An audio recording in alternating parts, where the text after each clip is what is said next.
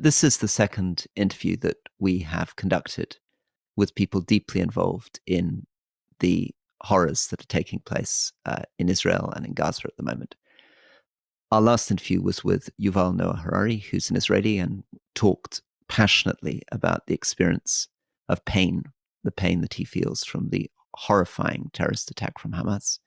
And now we have an interview with the Palestinian ambassador.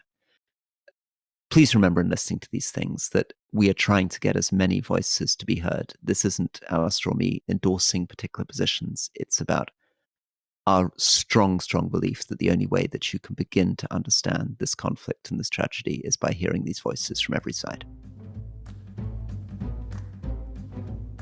Welcome to the Restless Politics with me, Rory Stewart. And me, Alistair Campbell. And this is a special episode of the Restless Politics with a very special guest, Husam Zomlot, who many of you may have seen in recent days on the media in his role as the Palestinian ambassador to the UK.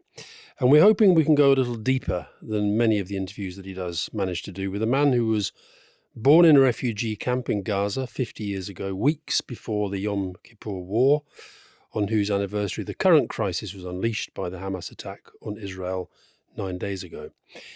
He's devoted his life to what we might call the Palestinian cause in various capacities, been an advisor to the UN, strategic advisor to Palestinian President Mahmoud Abbas, member of his Fatah party's Revolutionary Council, ambassador to the US until the Trump administration shut down the Palestinian mission ahead of recognizing Jerusalem as Israel's capital, to much anger and distress in the Arab world and beyond. And he's now ambassador in London, totally plugged into the Palestinian Authority, which governs in the West Bank, though not his Gaza home, which is under Hamas control. Right now, October 2023, as the bombs fall and up to 1 million Gazans flee their homes, and as the world fears the conflagration that might follow, that Palestinian cause, that they get their own homeland as part of the two-state solution we've been talking about for decades, feels a distant, if not impossible one. So how do we get here and where do we go now? We're hoping that the ambassador can help with at least part of the answers. So thanks for being here. I think I'd like to ask first of all about Gaza. I've been to Gaza, Rory's been to Gaza, but you lived there for much of your life, you grew up there. At the moment we're seeing Gaza in a way that is kind of pretty horrific, and the pictures that we're seeing. But what's Gaza like in what I might call normal times, non-crisis times? What's it like to live there? Beautiful, warm, generous, and a very strong sense of community. And it's very strategic location on the shores of the Mediterranean and just at the edge of all civilizations. You know, it's literally on the crossroad between Asia, Africa, and Europe. Cyprus is only miles away from Gaza. And our people, the Palestinian people in Gaza, have been renowned for being very well rooted.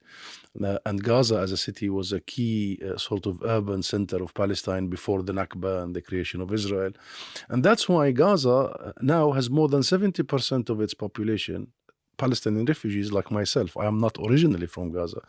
My parents were forced out of their homes in the Nakba events of 1947-49 and the mass expulsion of 2/3 of the nation at the time.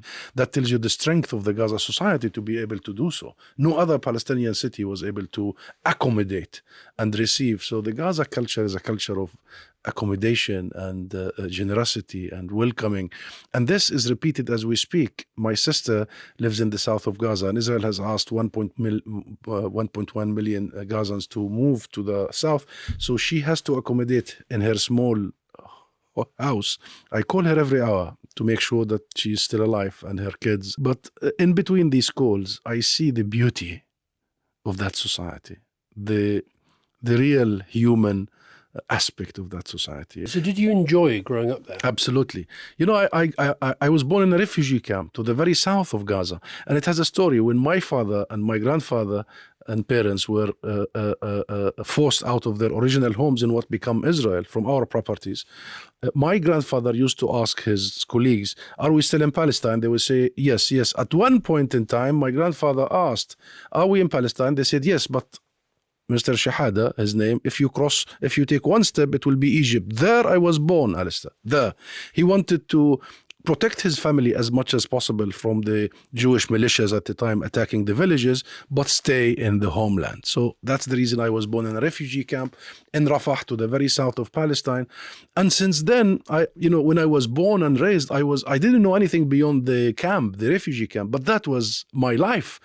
And that was the most beautiful life I've had. And, because we shared a collective experience. Everybody was being forced. Everybody is a refugee. Everybody comes from somewhere else. But that collective experience made such a sense of togetherness, such a sense of collective being. I'll tell you, it sounds like a joke. I didn't have one mother, as if one mother is enough. Is not enough. One mother is too much sometimes. When I was a child, I had 20 mothers all over me. Ambassador, can I come in?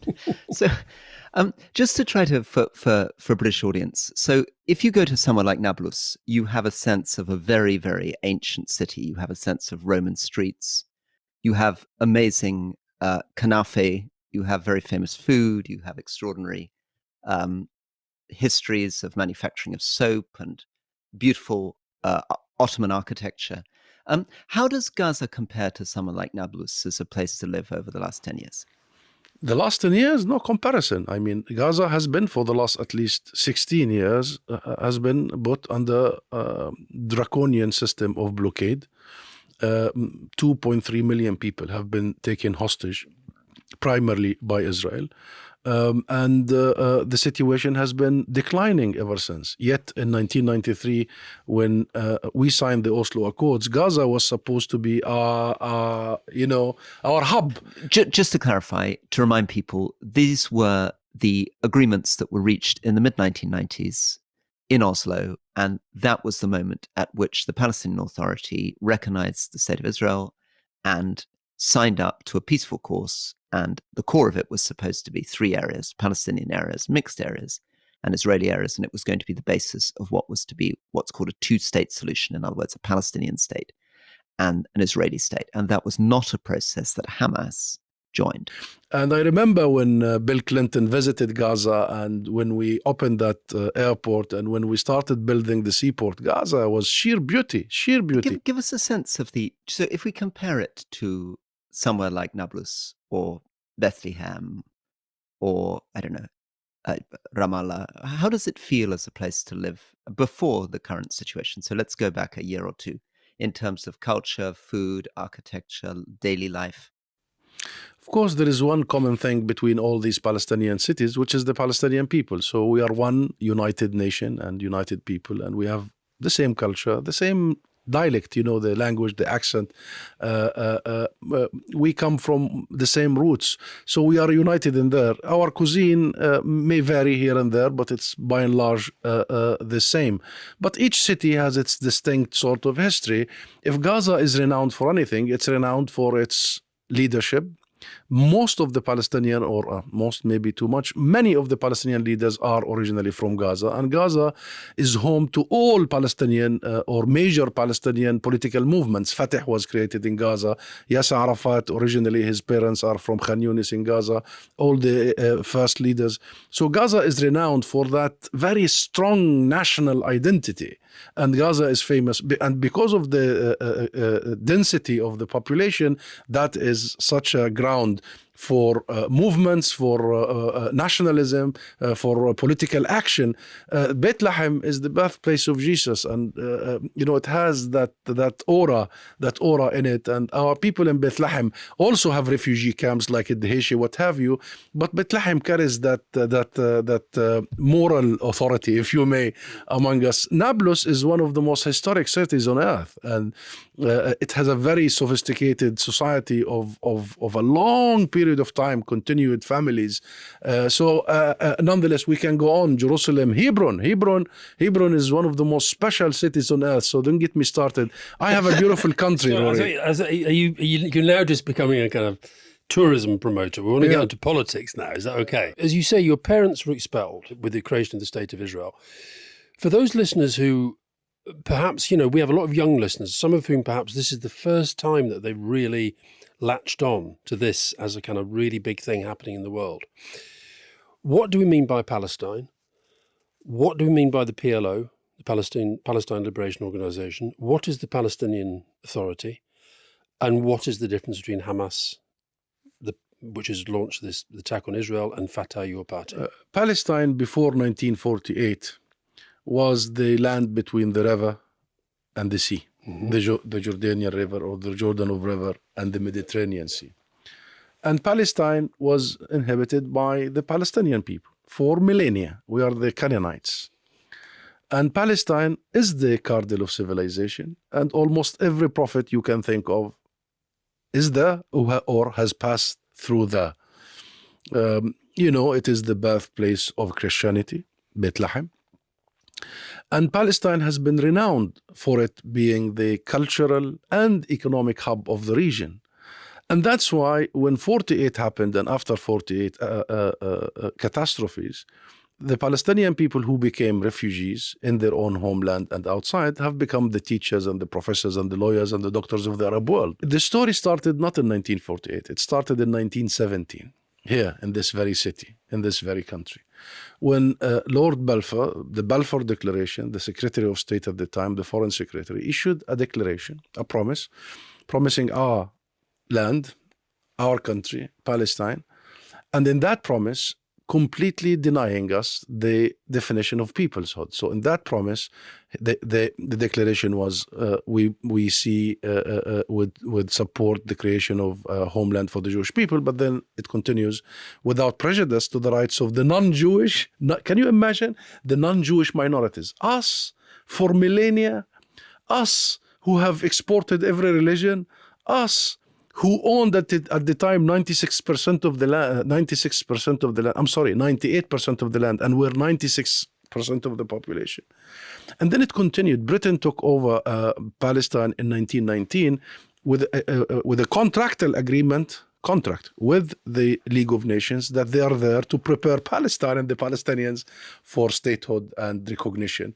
And so we were denied nationhood and peoplehood in 1917, and then 1919 Britain came, and then it left in 1948, denying us our statehood and right to be recognized, and giving birth to Israel without really even acknowledging. That story, as you've just told it, how does that make you feel about the United Kingdom today? That it has a very serious, big, moral, historic, legal, and political responsibility. And that this is not about blaming the UK for what has taken place, because there is a lot of blame elsewhere. This is not just the only situation, but this is the most severe and the last ongoing as such severity. Which most people in Britain don't even know about. They don't even know about that. This whole started here in this country. There was that moment, Alistair, of colonial arrogance that led us to where we are today. Okay, now PLO, Palestinian Authority, Hamas, Fatah. Well, after the events of the Nakba, when my grandparents and parents were forced out of their homes, it was a catastrophic situation where we became scattered all over the world, all over the region. It took us 20 years to regain our balance. And then in these 20 years, we started a revolution. That's the PLO. That's the national movement, Yasser Arafat, in the late 50s, early 60s. And then we came together. We turned our refugees into freedom fighters, and we had a political platform, and we made a huge noise all over the world that we have rights. We are a nation, and our rights must be recognized. And our PLO is the sole legitimate organization of the Palestinian people, because in the PLO were all the political factions that were mobilizing for freedom, all of them. So until today, the PLO is the sole legitimate. And the Palestinian Authority is the daughter of the PLO. The PLO created the Palestinian Authority in 1993 when we signed the Oslo Accords to take the PLO's responsibility to implement the Oslo Accords. So the PA does not have external arms. I head the PLO office here. The PLO is recognized by the UK, the US, and the world. The PA primarily has the responsibility to provide services, education, health, what have you, to the Palestinian people, and be the nucleus of the institutions of the state to be delivered 5 years after 1993. Sorry, I'm going to come in for a second. Can you then tell us about what happened between the PLO, to put it in simple terms, and Hamas in Gaza? How did Hamas end up taking over Gaza? When did it happen? How did it happen? What were the consequences of this for the PLO, for the people of Gaza? What was that situation? Well, the PLO, as I said, is an umbrella organization of all the Palestinian national factions. Fatah is, of course, the mainstream, the biggest. Yasser Arafat and President Abbas currently. Fatah is the Palestine National Liberation Movement. And national is the key thing, that we believe that we are a nation, this is our land, we must liberate it, and we must be recognized. Hamas was established 30 years ago, roughly speaking, so long after that history. And their thinking and ideology was more directed by Islamic teachings, and that Palestine is primarily a place that belongs to the Muslim nation. And there we had our disagreements, that we are a nation, and among us there are the Muslims and the Christians and the Jews. By the way, the history has been underestimated how many Palestinian Jews there were before Israel was created. And by the way, we still have now in Nablus, Rory, you asked about Nablus, a big group of Palestinian Jews who live in the mountain there in Nablus. But nonetheless, we had our differences and disagreements, naturally so, which led to the difficulty of including Hamas, since it has been established, into the PLO. And therefore, until now, we couldn't find that balance and that equilibrium and that understanding that you cannot be part of the Palestinian umbrella if you do not agree on the ship and the leader of the ship, the captain, and the final destination of the ship. Our final destination in this national ship is ending Israel's occupation, establishing a state of our own with East Jerusalem as capital, resolving the issue of refugees in accordance with international law. In 2007, Hamas basically kicked Fatah out of Gaza in a military assault and took control of the set. Can you explain that situation? Explain what happened in 2007. Very unfortunate, and has really did hurt our national project, our national standings and relations, and our international standings. In 2006, there was national elections, parliamentary elections, and presidential. The presidential was won by Fatah. President Abbas was elected by a majority. The legislative was won by Hamas, not all of it, but they had more seats than Fatah. And we will talk, let's not get into the details of the system was complex and allowed for smaller factions, parties, etc. Nonetheless, they were handed the keys for the Palestinian Authority. Haniyeh became the prime minister, because he's the current leader. Yeah. Haniyeh became the prime minister, and they picked their own ministers. All of them are Hamas. So the PA has become fully Hamas, sort of.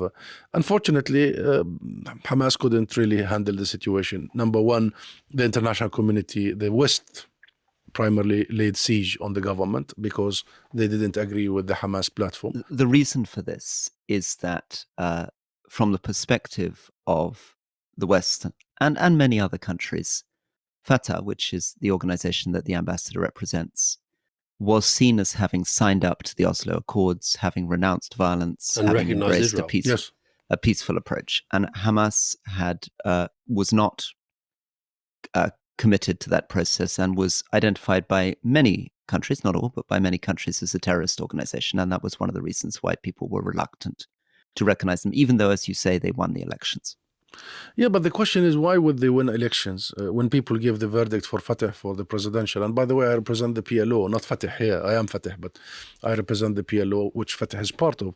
But people were not really, I think, in that election, they were punishing us more than they were, casting a vote for the other side, simply because the peace process that we promised our people to lead to statehood and liberation and independence and dignity and prosperity and equal rights has been made to fail by Israel, because our people saw that settlements quadruples, that East Jerusalem is littered with settlements, that the West Bank has turned into a Swiss cheese, that settlers are forming into militias and attacking them. So people didn't believe that we were serious as a national movement. And our last sentence, that all the commitments we made, recognizing Israel, recognizing the international resolutions and committing to nonviolence and negotiations, Israel did not deliver on the one thing it was supposed to do, roll back its occupation. And the US-led international community did not do the one thing they were supposed to do, to enforce rules on Israel, and Israel to do so.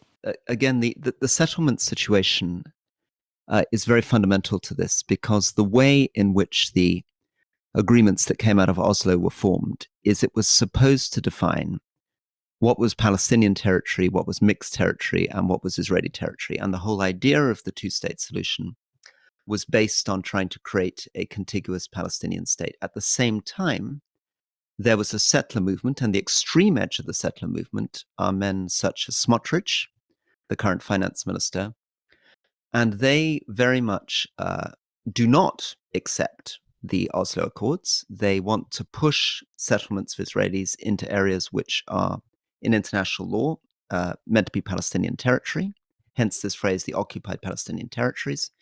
And when the settlements are created, the Israeli government, the state, the military then protects those settlements, meaning that Palestine then ends up with these settlements emerging, some of them very, very aggressive, getting into big confrontations with people, and by doing so has divided up the Palestinian territory into more than 100 separate segments because the Israelis are attempting to keep these settlement enclaves, and they're not stopping.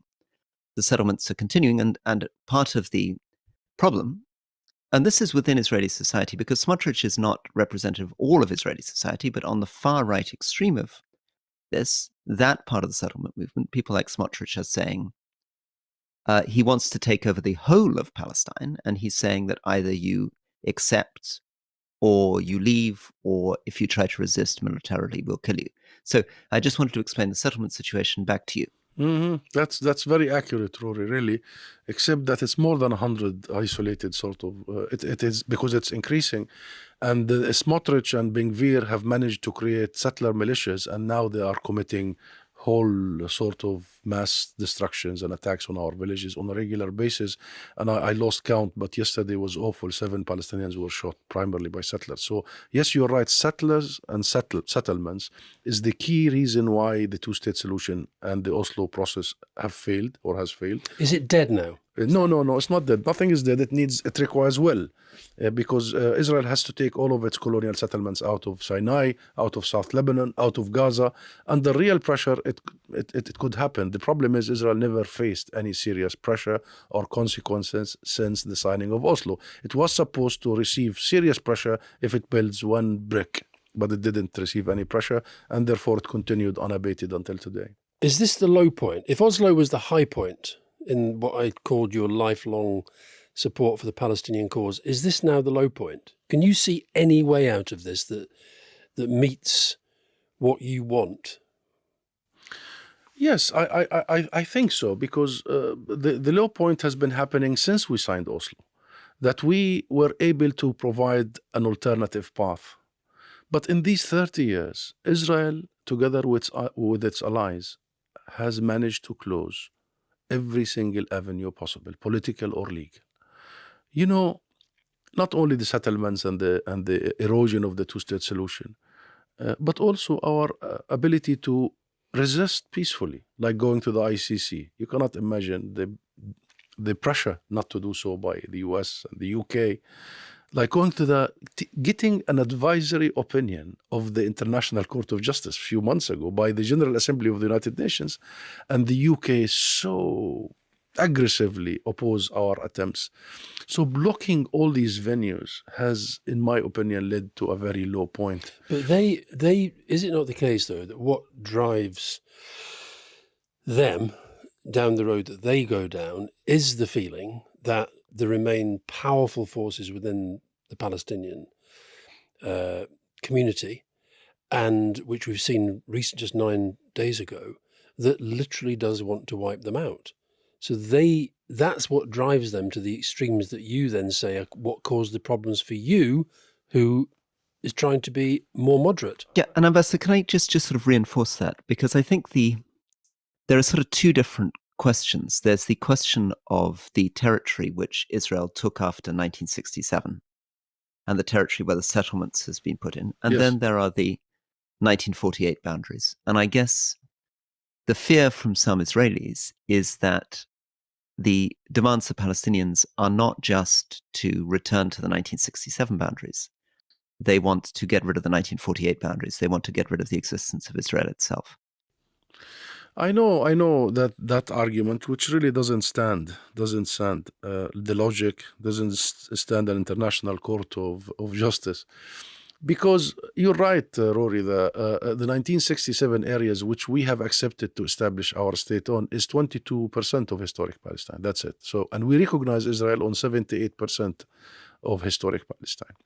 The question is, the moment Israel ends its occupation of the 67 areas and we establish a state independent that can protect its own citizens, that state, and can enter into neighborly relations with neighboring state like Israel, then Israel has the right to say that, oh, we have existential fears. But before that, Israel is using this argument to simply make its occupational colonization permanent. That's it. It's an excuse. In my opinion, there can be enough and sufficient guarantees for everybody to provide security. This is an issue that based on the Oslo Accords. Yeah, based on international resolutions, which the Oslo Accord was based on, that Israel has to end the occupation that began in 1967. I'm sorry, Rory and Alistair, I'll have to say it. The idea that you can bypass the Palestinian issue, as Netanyahu has been trying to do, has failed, and it will always fail. I have to say also, the idea that you can have security, but the other side do not have security, cannot sustain. Those who say the status quo is sustainable have been tested and they will continue to be tested. So there has to be a political solution. I know you want to, a military solution is not possible. It is an impossibility in our situation. Ambassador, the challenge for somebody like me is I'm very sympathetic towards the two-state solution. And when Israeli friends said to me, it's necessary for us to control the Golan Heights to protect Israel, or it's necessary for us to occupy these areas on the West Bank in order to protect Israel, I questioned that. It didn't seem to me to be a sensible military argument. The problem, of course, is that this recent attack from Gaza pushes this argument back, because now many Israelis can point to this and say, see, we told you all along. These areas are very dangerous to us. It's not true that we can just accept them, because these can become bases for attacks against our people. Yes, and our position is very clear, and we definitely reject the targeting of civilians from all sides. The Palestinian cause is a cause that needs to return and maintain the moral high grounds. That our position is very clear. Hamas is not the government. We are the government. And we represent the Palestinian people here, and we have signed Oslo, and we remain to be the interlocutors for the international community. And therefore, we have a government in Israel, on the other hand, that we need to really held accountable to international standards, because Israel sits in the UN, it has a seat in the United Nations, and it has acceded to all these agreements and provisions. Now, your question about the Israeli psychology. You see, okay, Hamas was not there really. It was established around Oslo. And before Oslo, there was complete denial of any possibility of a solution. I understand the difficulties faced, but the same rhetoric was used against Fatah before Hamas. I think this is an opportunity for the Israeli society, the public, the people, to seriously think and think again. I think once they really passionately believe that they must grant the legitimate birthrights of the Palestinian people, that security architecture will be created. I don't think Palestinians are really oriented towards hurting anybody. And let me make absolutely clear, our history has been clear. You go back to it. We are a nation and a society that knows what is the meaning of living together in harmony, the real coexistence in everything. It's Jerusalem and Bethlehem.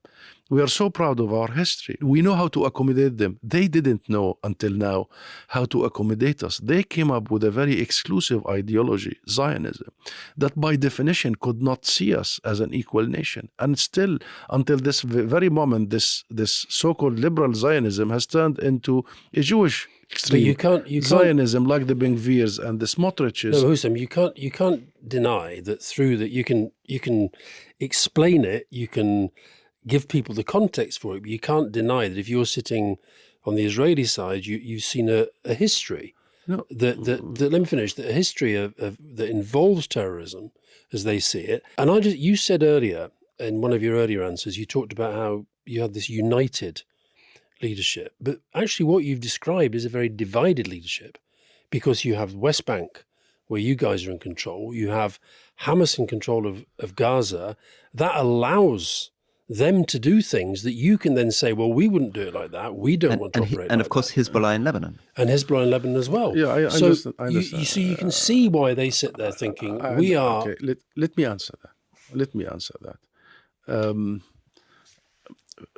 First of all, I didn't say we have a united political factions. I said we have a united people. Our people are united, and our people are united by the fact of our oppression, because we face the same oppression, whether in Gaza, in Nablus, in Jerusalem, in Khalil, anywhere. So we are united by oppression, and we as a people united in our goals.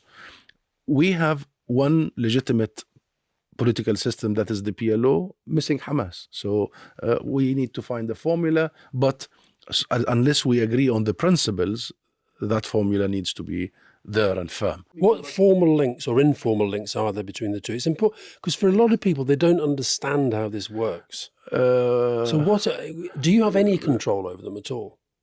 Well, there were so many attempts at dialogue, including very recently. There were so many rounds of attempts at bringing them under the umbrella of the PLO and engaged in national elections again. So we renew our democratic process, because we pride ourselves as Palestinians to be in a region that is not very democratic, but yet we are. So we offer elections, and our elections are monitored by people like President Carter, and they brag about how transparent and democratic it is. But no, there hasn't been one for a long time. Well, it hasn't been since that situation that Rory referred to. But please, I don't want to forget or to deflate from the discussion about the Israeli society, because it's very important. Because this discussion, many Israelis, according to your questions, think that we are targeting them, or they are being targeted, or anybody is targeting them because they are Jews. That's Let me say this. By the way, the most adamant vocal voices for Palestine in the world are all Jewish. Very strong voices, from Noam Chomsky downward, and many of my friends. This is not an ideological or religious conflict. This is a political issue. It's very ridiculous that people think that had our oppressors, colonizers, besiegers been not Jewish, we would have been okay with it. No, of course not. Our issue here is not the identity of our oppressors. Our issue at stake here is the fact of our oppression. That's the issue. And our situation is, and what we are trying to do here is to say that we are in odd, not with you as Jewish or with you as Israeli even. We are in odd with you as an occupier, as a colonizer, as a soldier that imposes a system of racial domination, apartheid, very well documented by Amnesty International, by Human Rights Watch, by numerous Israeli and Palestinian human rights organizations, B'Tselem, what have you. We are equal human beings. Do not underestimate, this is my message to them, do not underestimate people's desire for freedom. And when they desire freedom, and when they don't accept your control, they will find hundreds of ways to try and make their voices heard. Now, there are of these ways that we don't accept, and our approach is very clear. We believe in the power of nonviolence. But even those who try nonviolence, like myself, you know what the Israelis call me? Diplomatic terrorist. So they have a ready thing for anything. We are not allowed to use if you use armed resistance, you're a terrorist. If you use peaceful resistance, they call you a violent activist, and they shoot you, by the way. And if British people, like yesterday or Saturday, tens of thousands in the streets of London and Manchester and everywhere, Scotland, they call them anti-Semites. If you really come out and support the rights of Palestinians, if Jewish people, and many of them, come in support of justice in Palestine, and I tell you, you will be amazed how many of them there are. They told them self-hating Jew. What are we supposed to do? What are we supposed to do? Not peaceful, not armed, and Rory is not peaceful anymore. He wants to come in. Okay. Rory has his hand. Is he frozen? I think Rory's frozen. This is a big question. I mean, if your political venues are blocked, Your legal venues are blocked. Your international venues are blocked. So what people are supposed to do? What the younger generation must be thinking about? So what's the answer to that? What is the answer? Where do you take it? Where do you go? I think the answer to that is not solely the Palestinian experience. It has to be the global experience, the human family. We did not establish the post-World War II global order for nothing, Alistair. It took us horrors, massacres here in Europe, horrors. I mean, the most heinous crime in history was the Holocaust. 6 million Jews were slaughtered by the Nazis. And then we all learned the lesson, never again. And the never again brought about the international system. The international system created two things, Israel and rules. Unfortunately, Israel and rules have been in odds with each other for 75 years. We need to ally Israel and rules once and for all. And Husam, I guess we were talking to Prince Zaid, the former UN High Commissioner for Human Rights. That's an interview that we'll be putting out after yours, Ambassador. And he was talking to us about what he calls the tribalism of pain, the problem that people have empathizing with the other side. And we also spoke to Yuval Noah Harari a few days ago, and he said, he had close relatives there being attacked by Hamas. He was seeing peace activists being murdered in their beds with their children. And he said that psychologically, it's almost impossible at the moment to feel for the other side. He said, he's somebody who's very committed to the idea of decent treatment of Palestinians, but he finds it very difficult at the moment. And then he said that he imagined the same was true for Palestinians, that Palestinians also at the moment find it difficult to empathize with the suffering of Israeli civilians, that on both sides there's a tribalism of pain. People cannot feel each other's pain. Well, if you allow me, Rory, can I take a disagreement with that? That would be true if there is any sort of symmetry. We are not occupying an Israeli city. We are not colonizing any Israeli areas. We are not laying besiegement on an Israeli population. We are not imposing a system of racial domination and apartheid. And we're not. We are the ones under occupation. And therefore, you cannot equate between the occupier and the occupied. Between the what Yuval said was that you can be victim and perpetrator at the same time. Okay. And I think that's what I guess what people, and I've watched lots of your interviews, and I completely understand you get frustrated. The same questions you want. Ask me why. No, ask me why. I'm going to ask you why. Please ask me why, because everybody thinks that I don't want to condemn violence. I was a UN official and then academic, and I studied here at the LSE, and I went to Harvard.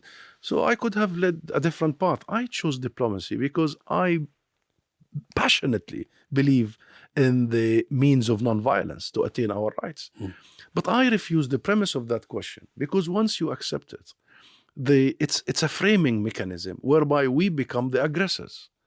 When in fact, the source of all aggression, the beginning of all aggression, is the state of military occupation. But the beginning of peace, the beginning of peace, Husam, might be the acceptance of each other's victimhood, if you like, the acceptance that both suffer pain and both therefore need to accept the pain of the other before they can actually get together and talk.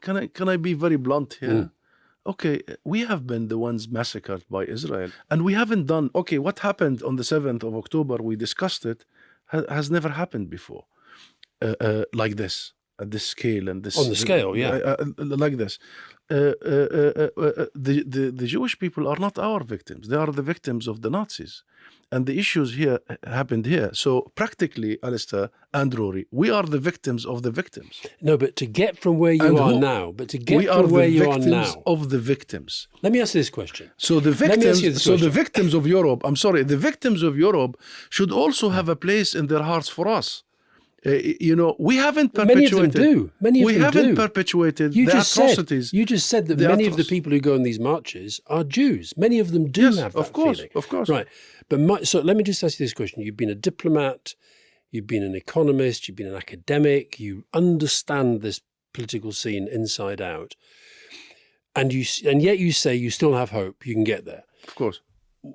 Who do you negotiate with at the moment? Where does it go? How does anything start unless you can say, well, the international community should do this, that, and the other, but ultimately, unless you, the Palestinians, have some mechanism by which you can build trust and mutual respect with Israelis, this goes nowhere, doesn't it? We will have to find a way to do the following. Number one, the settler movement in Israel has taken control of Israel itself. Right, but that's for the Israelis to change. Okay, you can't change that. Yeah, but how do you negotiate with a person like Smotrich, who's now the finance minister? Very hard. Very hard. And Rory is very accurate because Smotrich published what Rory said. He published it. It's public.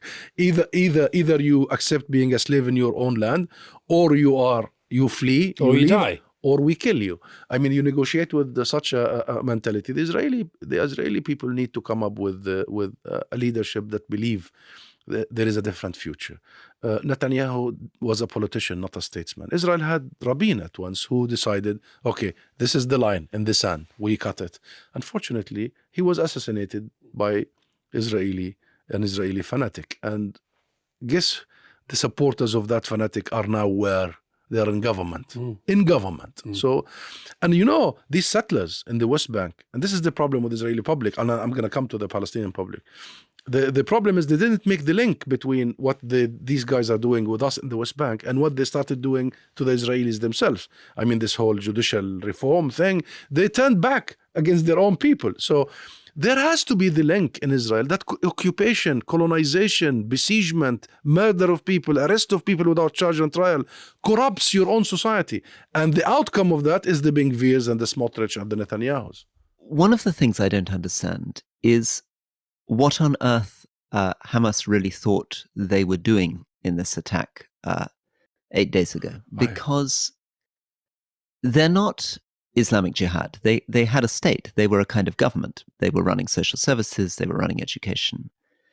And by this attack, they have guaranteed that they're never going to be a government again. I mean, it was a... And also, I think most Muslims feel very strongly that you don't attack civilians. That's true.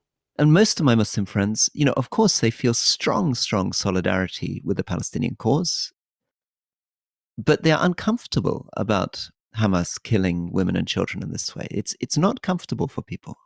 So what did Hamas think it was doing? What were they? Rory, I haven't seen verified accounts of that, and I'm really eager to see. But if this happened, I would be the absolute first, not only to condemn it, but to shout out that this is non-Palestinian, this is non-Arab, this is non-Muslim, we are innocent, and we disown such act, because we belong to a culture that definitely forbids such thing. And we, as the victims of such attacks for 75 years, should always make sure that we do not blur the lines here.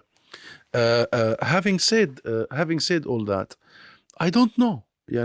Please talk to them. And I don't know what has gone in their heads. I really don't. I truly don't. It was... They must have known this was the reaction. They must have known that a government like Netanyahu's was going to do what it's now doing. I am surprised, like everybody. I'm surprised at the incident, but I have to say, I have been warning everywhere I go, in media, with governments here and elsewhere, that something is coming, because, politics is like physics. It does not fancy vacuum. And there is no international leadership for the last so many years. Trump and, moving the embassy and completely trying to undermine the Palestinian issue. Netanyahu claiming that now he has made peace in the Middle East. He meant with Emirates and Bahrain. Israel was never at war with Emirates and Bahrain. Israel is at war with us. Israel is at odds with us. And Israel can only achieve peace and security with us. But he was trying to do the abracadabra, that peace is here. I have liquidated the Palestinian issue. That vacuum that was created, that lack of hope in the hearts of the millions of Palestinian youth was very dangerous. Very dangerous. How it would have been manifested, nobody knew. Yet,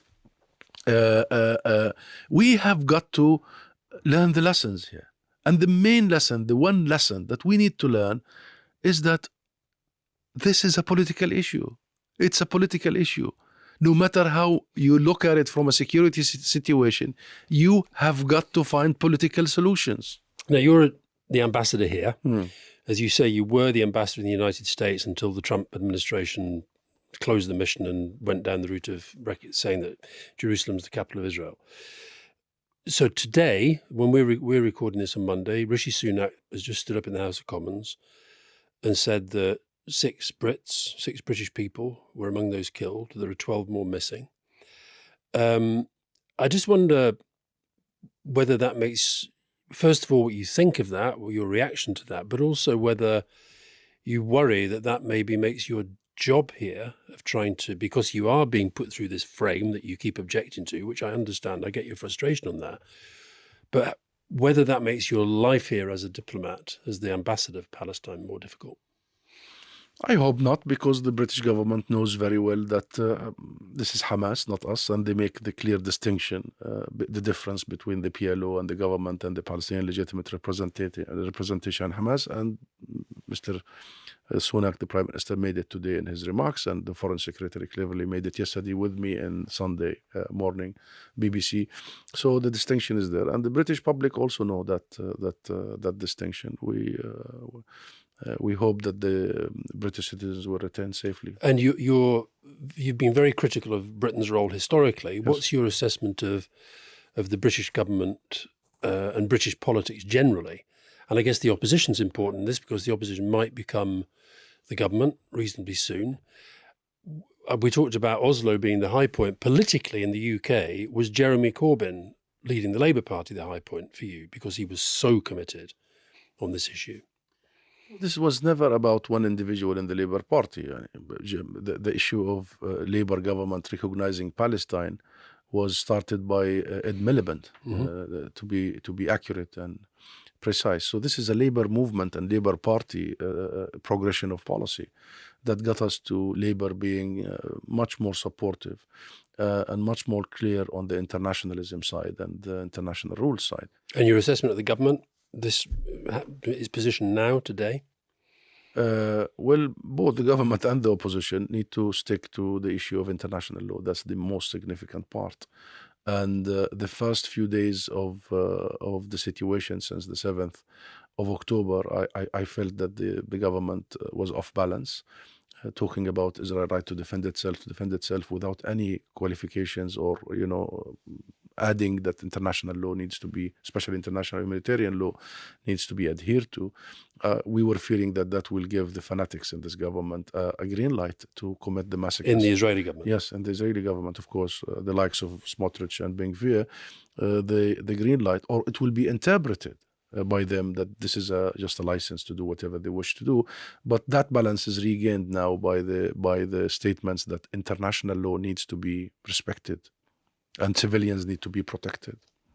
So just as we come to the end, I just wanted you to reflect a little bit on what you've been through over the last 10 days. You've gone from a situation in which sometimes you must, as the Palestinian ambassador, have been struggling to get access to British news coverage. And now you've gone to the other extreme. You are basically in television studios all the time. I mean, you've come to us having just done Hard Talk, and I don't know how many, hundreds of interviews that you've done over the last week. What does it actually feel like to become a sort of permanent media commentator? Your adrenaline running, going from studio to studio, watching your words all the time. And I worry that as an ex-politician, and maybe Alistair feels the same, that when you're in the heart of that, arguing, fighting all the time, it's difficult to step back and have the time to think and to empathize and to see the bigger picture, because you're attacking and defending all the time. Well, I'm not attacking. I'm really defending a beautiful people that I was raised by, and I love passionately, and I belong to.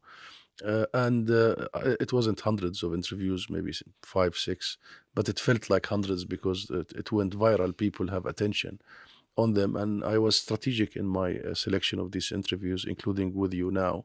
So I did the CNN once, I did BBC twice, and I did Sky once, and now you and Hard Talk, and that's about it. But the rest of my time, which is the majority of it, is with the government, with the parliament, with political parties, with the civil society, and trying to really push for an immediate ceasefire, trying to save whatever we could save of our humanity, really, before we see further atrocities being committed against innocent civilians.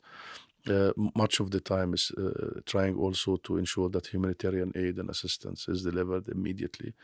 And we, as much as there were some challenges at the beginning with the government and the opposition, we have so many friends here, friends of international law, friends of humanity, friends of justice. We have friends who believe that this cannot end just at a ceasefire. The majority of people I speak to in the UK believe that this has to bring a political end to this conflict. You've got a lot of experience, as well as the UK, of the USA, and I wonder whether this that kind of balance that you say the government and the opposition have rediscovered has been partly driven by the fact that Joe Biden has been kind of had that balance from the word go. And you mentioned Trump. I just wanted your reflection on how much more dangerous this might be if Trump had been in charge in America when this was going on. Well, we don't know, really. We don't. No, we don't know. But given that it could come back, we don't know. And well, I was there when he was president. I met him with my president a few times. Met his team, Kushner and Greenblatt and the others, many times. And Trump is very transactional. And what we really lack now is true leadership, statesmanship, wisdom. The world lacks it. And if we had the grand personalities as we used to have many years ago, this would not have happened. And if it happened, this would have been contained much easier. Stuff happened, and it's very regrettable, and we all really ache, and we are pained by what we have seen over the last 9 days in all sides. But we are equally pained by the lack of international leadership. To see statements from very senior officials saying that it's Hamas that hides its operatives and soldiers in hospitals and in schools from international actors, meaning almost giving cover for Israel to bombard these schools and these hospitals, is really beyond my own comprehension, unconscionable. So we are desperate for international leadership and to do one thing, to say we apply rules equally. Look at Ukraine and look what the West did. And I always say, would you ask the Ukrainian ambassador to do this or that, or condemn this or that?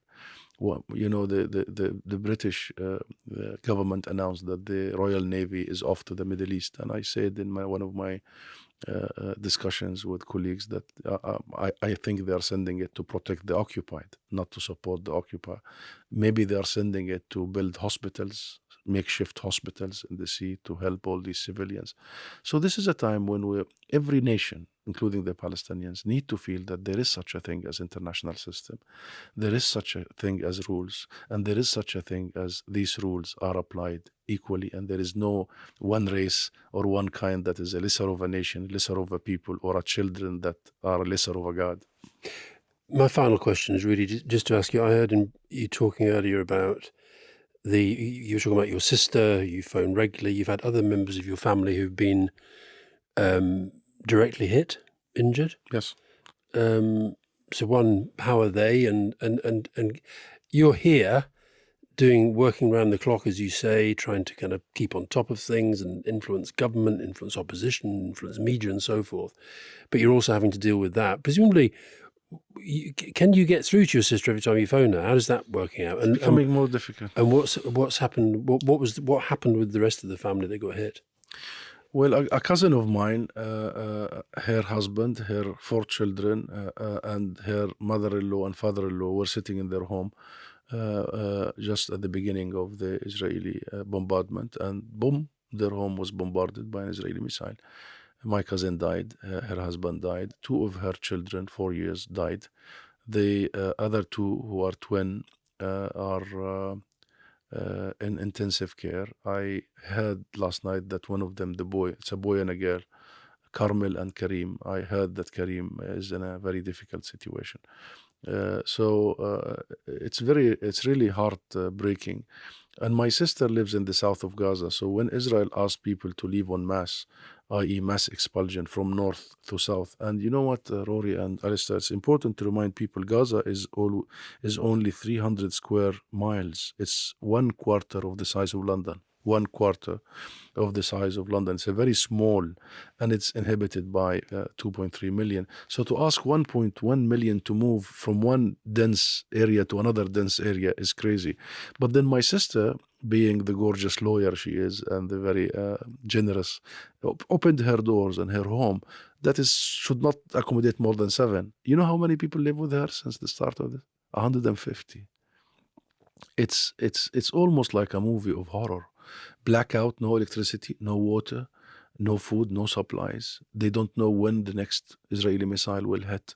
She sent her child, my nephew Ammar, yesterday to a shop nearby, just nearby, to buy some groceries, knowing that Israel has announced that the south from the valley of Gaza and southward will not be attacked, so people should go there. But she lives in the south, beyond that valley.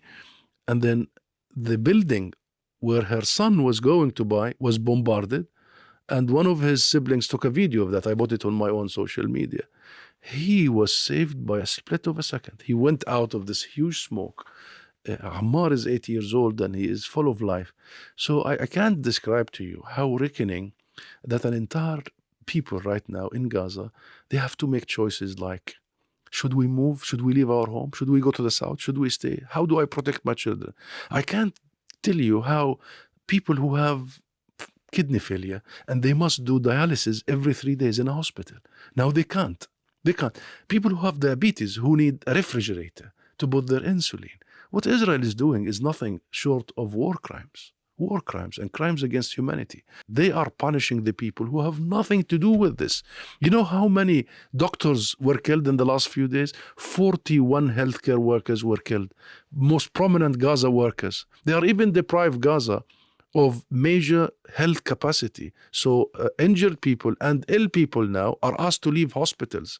They bombarded the hospital the day before yesterday, El Ahli Hospital, which belongs to the Anglican Church. So sponsored by the Anglican Church. And Israeli spokespeople appear. That's why I spend some time in the media, because I hear all these lies. We will never and we will not attack a hospital. We are not after the Palestinian people. We are also only after Hamas. And when I hear these lies, and I am on the phone every hour with my own family, I feel like it's a duty on me and on all of you to really call it out and stop these lies, because words kill. Alistair, to just as my final conclusion, how is it that we can think about beginning to get the political temperature down? Because this is so passionate. I mean, I come back to Zaid Rad's point about the tribalism of pain. We interview an Israeli and we hear the most horrifying stories about atrocities committed by Hamas. We interview you, we hear horrifying stories about these atrocities that your family are experiencing. And these are like two parallel conversations. Nobody is recognizing that there is the other story on the other side. It's as though there's only one story. How do we get to a world in which people can acknowledge that both are happening, that you can be the victim and the perpetrator at the same time? Well, first of all, my heart goes for every single family that lost loved ones, and I know exactly how it feels. Second, I don't think we need really to invent the wheel here. We need to do 3 things. Number 1, we need to ensure that international humanitarian law is applied. That's it. That is it. The law is very clear, and it was not created for no reason. It was created after what we did to ourselves in the Second World War. Second, we need to create accountability. All those from all sides, Rory, who committed crimes must be brought to international justice. Let the International Criminal Court come to Palestine. We, the Palestinian leadership, PLO, government, have acceded to the Rome Statute, and we have acceded to the ICC, giving full jurisdiction to the ICC for the occupied Palestinian territory. So now they have full mandate to come and investigate any war crime committed by the Israeli occupation or by Palestinian groups. We accept that. And this is the way forward, accountability, because we need to prevent next atrocities. It's a prevention act. It's a deterrence rather than just accountability for the past. Number 3, when there is such a thing as Security Council that was created to resolve conflicts, that all the world sits on it, that Britain has a permanent seat there, and decides 50 years ago many resolutions, we just need to create a venue to implement these resolutions. However, to expect the Palestinians to compromise even on 22% of the land, to sit with all successive Israeli governments who want to share part of the 22%. They want to meet us somewhere between Jerusalem in the west and Jericho in the east. They want to chop this piece of land and that piece of land. They don't really want to give us our full sovereignty on the occupied city of East Jerusalem. That formula has been tried for 30 years. It didn't work, and it will not work because it's a lose-win formula. I think we have the win-win formula. I think the international resolutions on the basis of the 67 is a win-win formula. And I think this territorial appetite in much of the Israeli establishment has got to be curbed. Well, thanks for so much time. You're very welcome. Thank you. I think that was a very, very strong interview. Thank you for your time, Alistair. You're most welcome. And Alistair already promised me that the 3 of us will go for a Palestinian lunch soon. Very good. Well, as long as we get some kanafe from Nablus, I don't mind. There is actually, and the best one.